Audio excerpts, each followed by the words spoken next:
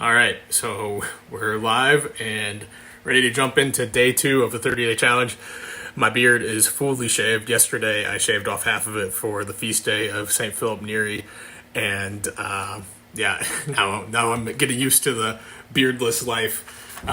One of the things that struck me yesterday was like it wasn't the video that was hard about shaving or taking half my beard off. It was going out into public, going out into the chiropractic appointment that I had yesterday, or going on the walk that I noticed was the harder experience, because it was like, man, what are people going to think of me? They're probably going to think I'm crazy. I don't have a chance to explain myself. Where the video, I'm like, yeah, I'm doing this for St. Philip Neri, but people out in the public, in my neighborhood, and the chiropractic, it's like, they're all like, I don't know what they're thinking, and that's scary. And then also like the inconvenience factor of shaving half your beard off is like you have to shave the other half off later that night, and I only shave like once a year, and I've got like this old like shaving cream that was expired from 2020 and a cheap dollar razor, and so like then my face gets all irritated, and now like it's like, okay, the spirit of humility and looking like a holy fool continues as like the breakout of having a bad razor happens the day after. So anyway, it was good. It was good to celebrate St. Philip Neri's feast day. It's good to be here on day 2 of this live 30-day series where we're talking about searching for and maintaining peace. And today I want to get into why, like, the kind of the nuts and bolts, or like the overview of what we're doing. But first, I want a question just in the comments below. If you're listening live right now, or if you're catching the replay, tell me how you're doing. I want to know how you're doing. We're talking about peace, and it's important for me to know how people are doing, tuning in, listening to this. And I want you to do it in a challenging way, though. I want you to tell me how you're doing by commenting below an emoji, one emoji, or 2 or 3, but emojis only, how you're feeling today. Let me know in the comments below. If you're catching this live or as you're catching it on the replay, I want to hear how you're doing. So, one person doing okay. Can you, in the live comments there, can you tell me what does okay look like as an emoji, as best you can? And I don't know what an okay emoji would look like. Maybe a thumbs up. The topic for today, where I want to start, is like some attribution. So what am I going to be talking about for these 30 days? I'm talking about searching for and maintaining peace. So it's not my thought. It's not my thought. It's St. Philip Neri's thoughts. And St. Philip Neri's thoughts. Jacques Philippe thoughts. And all I'm going to be doing is like summarizing one point of his from his book. There's probably about 30 chapters in there, give or take. That's why it's a 30-day challenge. And I'm going to do one point at a time. Like, that's really the striving point that I want to do, is not to overwhelm people, but the kind of teaching moment is just like, what is one thing that's standing out to me that I think would be helpful for other people to know? And then I'm going to add like Catholic psych mentor thoughts into it as well. So it's Jacques Philippe, not Philip Neri, Jacques Philippe's book. Excellent book. I would love for you guys to go ahead and check that out and go to, it's on Amazon, searching for Maintaining Peace. You can even read along, because I'm going to literally be starting at the beginning of the book. I might skip a section here or two, but then you'll get a full experience of Jacques Philippe's writings. And then I just want to add like a little bit of like the psychological insight that is present in his writing. Like, he does it just kind of intuitively, because he's a holy man.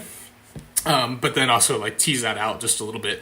And today we're talking about the preface, and then also talking about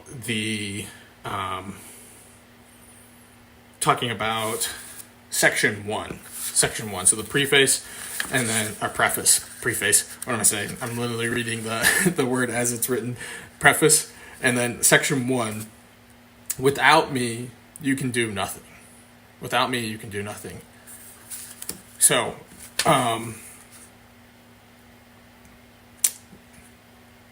in the preface, I think this was written in the early 2000s, maybe even late 90s. But his first paragraph really applies to today's world still. So this is what he says: "Our day and age is one of agitation and in quiet. This tendency, evident in the daily life of our contemporaries, also manifests itself frequently in the domain of Christian and spiritual life. Our search for God, for saintliness, and our efforts to love and serve our neighbor are also frequently fraught with agitation, anxiety, instead of being full of confidence and peace." So what is he doing? He's setting the scene here right at the beginning of the book, in the preface. I struggle with that word throughout the whole of this. And what is he saying to us? He's saying that our world is full of inquiet and noise. And this was 20 plus years ago. And I'm like, that's still fitting today. Right? We are full of disquiet and noise in our world. And it makes it hard to then live out this call of love. And he talks about the pedagogy, or the way that he's going to go about teaching us through this retreat, through searching for maintaining peace. And what he wants to do with the book is look at it in three sections. The first section is why can we have a certain certainty that we should have peace at all times? And then the second section is what causes us to lose that peace. We should first things first, we should have peace a lot more than what we think we do. And then secondly, it's a lot easier to lose our peace than what we might readily think. And let's talk about those ways. And then the last section is, what do the saints teach us? How do we know what the saints are teaching us, and what can we learn from their example about searching for and maintaining peace? So today, section 1, he says, without me, that's the title, without me you can do nothing. This section is a really simple section, but it's a powerful starting place, where the thing that I want you to leave here knowing the most is that it's not all up to you.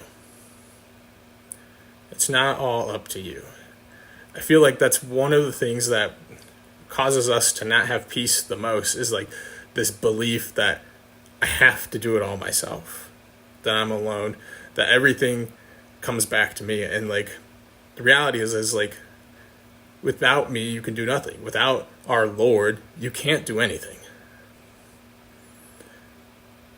And so what is our role? That then becomes the question. And Jacques Philippe has this amazing analogy in here where he talks about this pond. He talks about how our role is to be a reflection of the Lord, because we're all created in his unique image, or we're all created with a unique image and likeness of God the Father. And our role isn't to save everyone, isn't to be perfect at all times, but to slow down and let ourselves be a reflection. And the way that we do that is by helping us acquire a peace that allows us to be reflective. And he uses a pond as the analogy. So he talks about how like a pond, if it's agitated, if it's got all these ripples in it and we look into it, we don't see the reflection. We don't see our reflections well. But if we do see a pond that isn't agitated, that is calm, we see the reflection really clearly. And the same thing happens, that the more clear, the more at peace we can allow our ponds of our interior lives become, the more readily people will see God in us. And it's not up to us, right?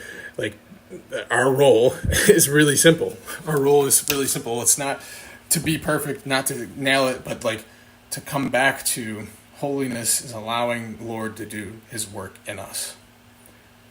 And if we can remind ourselves of that, that sets the tone, right? That's why we're pursuing this inner peace, is because that's going to help us love people well. So that's section 1. Without God, you can do nothing. And it's the one thing that I want you to take away from today. It's not up to you. It's not up to you.